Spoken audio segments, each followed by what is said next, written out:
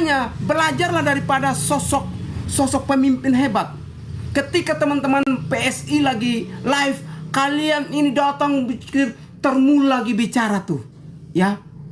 Termul lagi diskusi. Biarin itu orang punya rumah kok. Komal kok lu seot amat sih. Itulah bukti kemampuan lu masih bodoh. Saya ngomong dengan tegas. Kalau lu pintar, lu ketik belum begini. Menurut Anda ini gimana nih? Kayak saya buat komentar, penonton saya di Facebook saja 300.000 lebih. Lu berapa? Hah?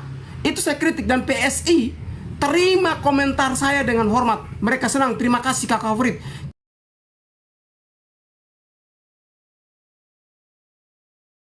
Kritikan dan masukan yang bagus. TikTok saya penonton berapa? Hampir 400.000 tuh. Ini lihat.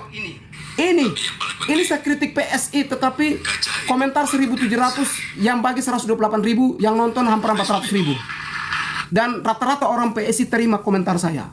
Itu kritiklah yang membangun agar orang mendengar, orang itu bisa oh benar juga ya. Benar juga ya. Kamu ketika teman-teman PSI, teman-teman pendukung Jokowi lagi komen, lagi buka komen, typing di bawah sok-sokan kamu seperti orang hebat. Kenapa? Lu takut dengan mereka ya? Partai baru ya? Kamu takut digeser. Saya mengatakan dengan tegas, kalau PDIP tidak hati-hati, kader Anda akan lari ke PSI. Ya, PSI bisa menang. Hati-hati dengan PDIP.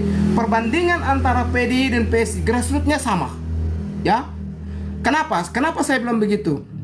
Pilkada Jawa Tengah, kader PDIP kalah telak daripada kader PSI. Bukti fakta. Atau kader-kader lain.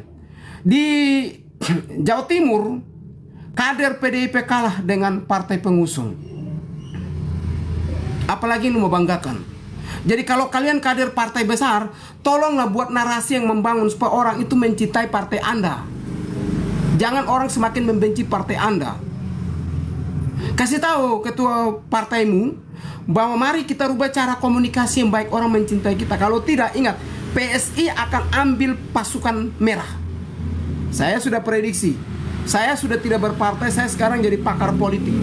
Kenapa saya? Meskipun saya S1 bukan politik, tapi karena saya pernah menjadi pengurus DPP Partai Nasdem, saya pernah jadi sekretaris jenderal Ormas Parpol, saya pernah banyak sekali background saya di dunia politik. Ketua umum relawan, jadi saya paham tentang politik. Jadi kalau saya mengajarkan ke Anda, kalau ketum kamu tidak berubah sikap, percayalah PDIP akan tumbang. Saya tidak menyerang, ini saya bicara fakta. Saya objektif berbicara, saya tidak mengkritisi PDIP, saya berbicara fakta. Kenapa? Munculnya PSI, bergabungnya Pak Jokowi itu sangat mengganggu partai PDIP. Hati-hati. Ahok yang kamu jagokan maju Jakarta, anggota DPR orang tidak pilih. Ahok ketika masuk masuk PDIP, Ahok saja orang tidak pilih. Ahok yang dicintai katanya, orang tidak pilih. Malah si penyanyi itu yang orang pilih. Makanya perbaiki narasi kalian, cara berpikir kalian, cara bertindak kalian, cara merangkul rakyat. Ini orang lagi komal live bahas politik, bahas di bawah. Gini termul. Saya tuh heran ya. Emangnya Jokowi buat sakit hati ke kalian ya?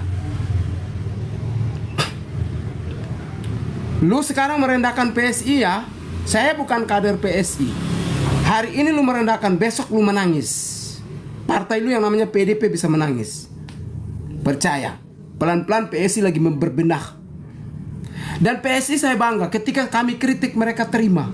PDIP kita kritik, musuh, dimusuhi. PSI saya kritik dengan tegas, mereka tidak membantah saya, mereka terima kasih, ini masukan yang baik. PDIP ketika dikritik, kita dijadikan musuh. Loh, kok partai besar, partai manja?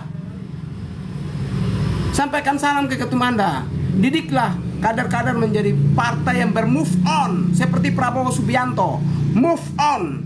Seperti Surya Paloh, move on. Dukung yang menang. Untuk demi kepentingan masyarakat Indonesia. Jadi kalau narasimu lu masih begini, saya percaya lu kayaknya mungkin masih pengurus tingkat DPD. Wajar. Orang masih tingkat DPD itu kemampuan masih rendah, apalagi cuman anggota bawah. Tapi kalau dia dipakai, misalkan dia pegang media sosial baru dia dipakai, bang tolong naikkan, itu orang pintar. Meskipun dia di tingkat DPD tapi dipakai, itu pintar.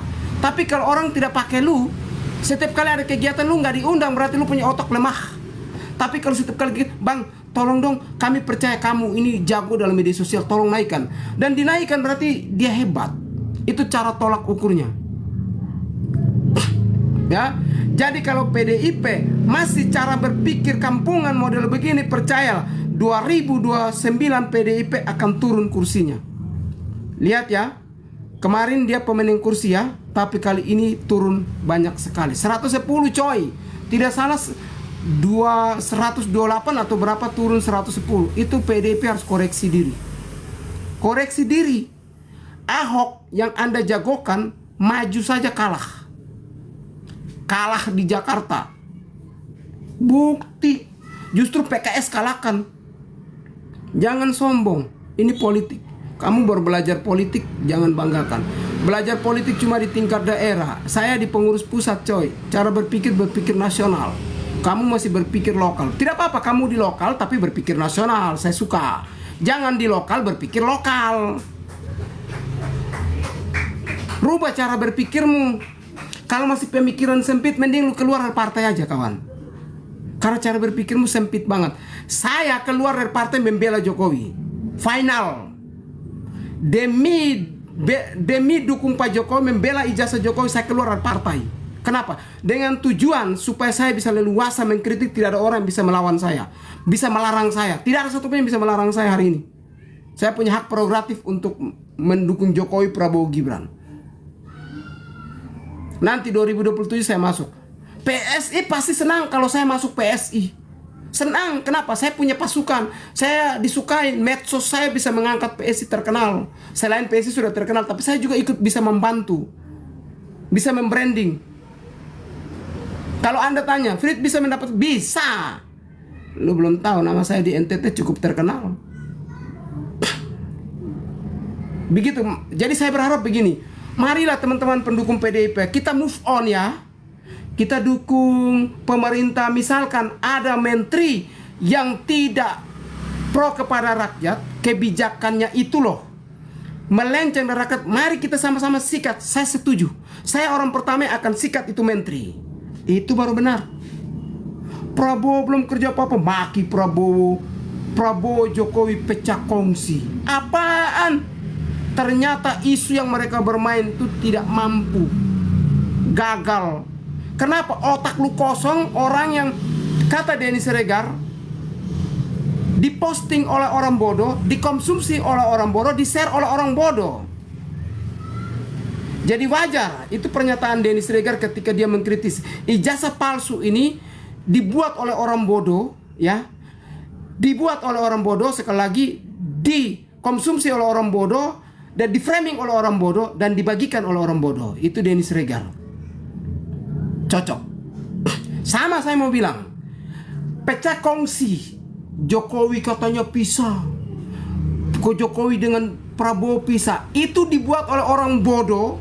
Narasi ini dibuat oleh orang bodoh, dibagikan oleh orang bodoh, dikonsumsi oleh orang bodoh, dan dinikmati oleh orang bodoh. Dibuat oleh orang bodoh, dikonsumsi oleh orang bodoh, dibagikan oleh orang bodoh. Paham ya? Jadi barang siapa yang mengatakan bahwa munculnya Pak Jokowi di PSI itu membuat kongsi, itu orang bodoh yang buat. Sekali lagi, ketika Pak Joko Widodo hadir di PSI, ingin membesarkan PSI, lalu ada narasi bahwa terjadi pecah kongsi antara Prabowo dan Jokowi. Itu narasi orang bodoh yang buat, dinikmati oleh orang bodoh, dibagikan oleh orang bodoh. Paham ya? Kenapa? Emangnya lu tahu internal Prabowo, Gibran, dan Jokowi? Lu nggak tahu makanya Prabowo ngomong itu benar ketika dia berpidato. Orang di luar saya kok bisa semuanya dievaluasi, dikoreksi. Dalam-dalamnya Prabowo dikoreksi. Lu tahu kah pergaulan antara Pak Jokowi, Prabowo, Gibran? Lu tahu nggak dalam-dalam? Enggak, berarti lu nggak usah komen. Yang kita harus komentar tuh adalah bagaimana pemerintah betul-betul memberikan kebijakannya itu sampai ke tengah masyarakat. Itu yang penting. Jangan-jangan kebijakannya itu habis di tengah jalan, dimakan oleh oknum-oknum tertentu. Lu lihat, lu lapor KPK, lapor BPK atau lapor orang tertentu untuk periksa. Itu baru benar. Misalkan nih, sekarang kan ada makan gratis tuh. Lu pergi di kampung-kampung, makanan itu sudah sesuai standar belum? Mereka beli beras dari mana? Lu uji. Lu lihat di sekitar lingkungan. Pak, mohon izin sebagai seorang, anggap saja lu wartawan lah, akal-akalan aja. Pak, saya pegiat media sosial. Boleh nggak saya lihat ini kontraktor siapa yang mengelola makan gratis ini?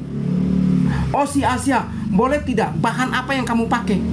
Masak di mana? Lu cari tahu dong. Oh, masaknya di rumah ini. Beras harga berapa? Kok tidak sesuai standar? Lu lapor. Itu bernamanya pro rakyat. Jangan pro. Saya sudah dapat data nih. Minta duit dong. Kalau tidak lapor, saya viralkan videonya. Itu rusak negara ini. Negara rusak karena pemikiran lu kacau.